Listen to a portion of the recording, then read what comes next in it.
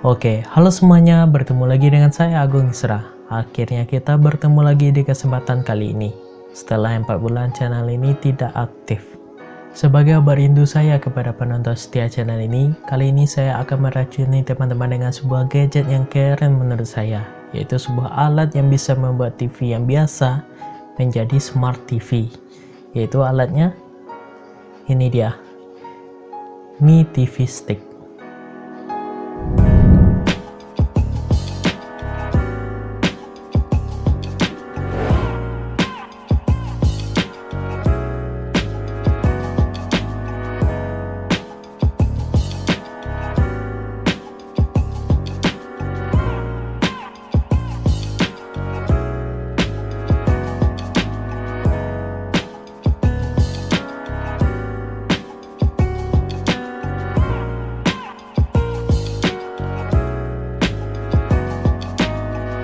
Kalau teman-teman mengikuti perkembangan teknologi, mungkin tidak asing lagi yang namanya Smart TV.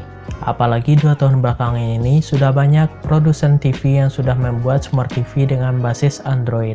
Kita sebut saja seperti Samsung, Sony, LG, Polytron, bahkan brand HP juga membuat Smart TV seperti Xiaomi dan Realme.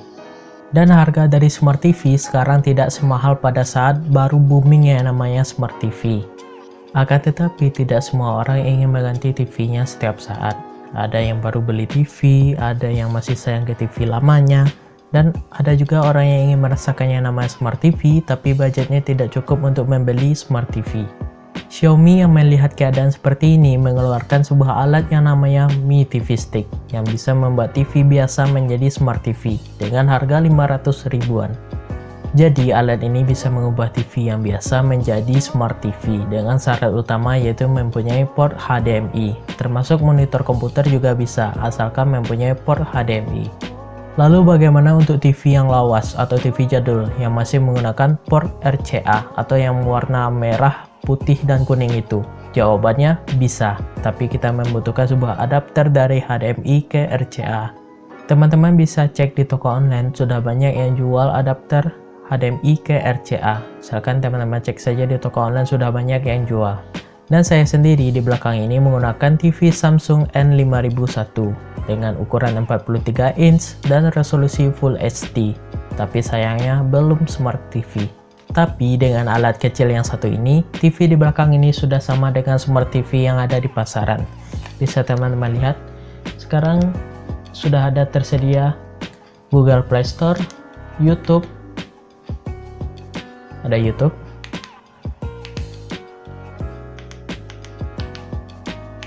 dan di sini juga kalau ingin nonton film ada Netflix juga tersedia di sini. Dan masih banyak lagi aplikasi yang bisa kita pasang karena ini basisnya sebuah Android TV. Dan untuk saluran TV nasional kita membutuhkan aplikasi yang namanya Video. Ini bawaannya belum terinstall tapi kita bisa install di Google Play Store-nya.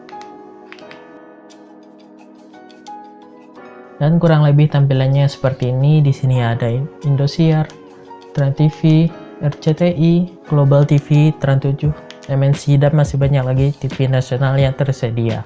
Karena di sini hanya membutuhkan koneksi internet, jadi kita tidak butuh lagi yang namanya antena, TV box, dan berbagai macam alat untuk menonton TV nasional. Hanya butuh internet. Tapi di satu sisi Mi TV Stick ini memiliki kelemahan, yaitu bagi yang belum punya WiFi atau koneksi internet di tempat dia tinggal, ya sangat disayangkan. Aplikasi di dalam ini rata-rata membutuhkan yang namanya koneksi internet. Alat ini bisa digunakan di mana saja, maupun itu di gedung, di gunung, asalkan ada jaringan internet, ya bisa digunakan. Dan juga karena ukurannya yang ringkas, jadi kita tidak boros tempat untuk menggunakannya. Sedikit saran dari saya, apabila di rumah teman-teman itu memiliki anggota keluarga yang banyak, ya lebih baik menggunakannya yang namanya WiFi. Kalau dipakai ramai-ramai itu nggak rugi untuk memasangnya yang namanya WiFi. Tapi kalau teman-teman tinggal sendirian di kos atau di manapun itu, ya tenang. Alat ini juga bisa menggunakan hotspot dari smartphone teman-teman, asalkan ada jaringan internetnya.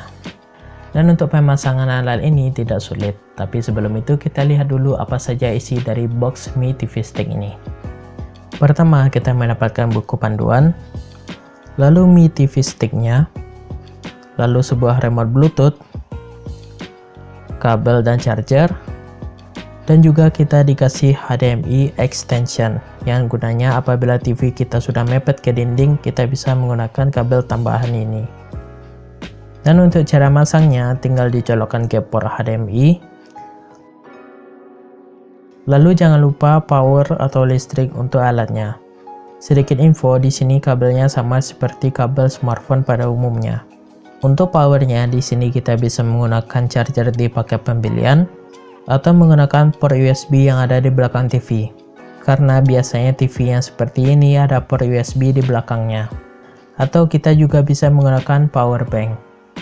Lalu di layar nantinya bakalan muncul instruksi. Teman-teman silahkan ikuti saja, seperti pilih bahasa, login akun Google, dan mengkoneksikannya ke jaringan internet. Dan setelah itu bisa digunakan. Sedikit catatan, apabila nantinya hanya stuck atau berhenti di animasi pertama atau logo pertamanya, atau berhenti di home screen, ya teman-teman silahkan dulu cek untuk powernya, karena itu biasanya masalah di powernya yang tidak stabil. Teman-teman bisa cek nantinya untuk di bagian kabelnya apakah pemasangannya sudah benar, atau untuk daya powernya dari USB apakah dayanya stabil atau tidak. Teman-teman silahkan cek nantinya apabila masalah itu teman-teman alami. Mi TV Stick ini juga dilengkapi dengan Chromecast, jadi kita bisa mirroring dari smartphone ke TV atau dari laptop ke TV.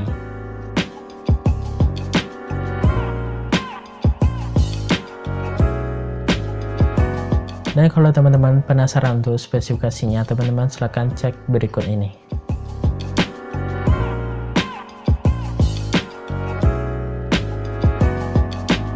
Untuk info tambahan, alat ini ada versi yang lebih lengkapnya, yaitu namanya Mi TV Box. Alat ini dengan harga 300-400 ribuan lebih mahal daripada Mi TV Stick ini. Tapi saran dari saya, teman-teman hanya butuh Mi TV Stick ini saja, karena fungsi utama dari Smart TV semuanya sudah ada di Mi TV Stick ini. Dan kita ingat dengan ukurannya yang kecil ini, untuk dibawa kemana-mana lebih ringkas, lebih mudah gitu ya kan. Kita masuk ke kesimpulannya. Setelah saya menggunakan Mi TV Stick ini selama 1 bulan, alat yang satu ini wajib teman-teman miliki apabila teman-teman masih menggunakan TV yang biasa.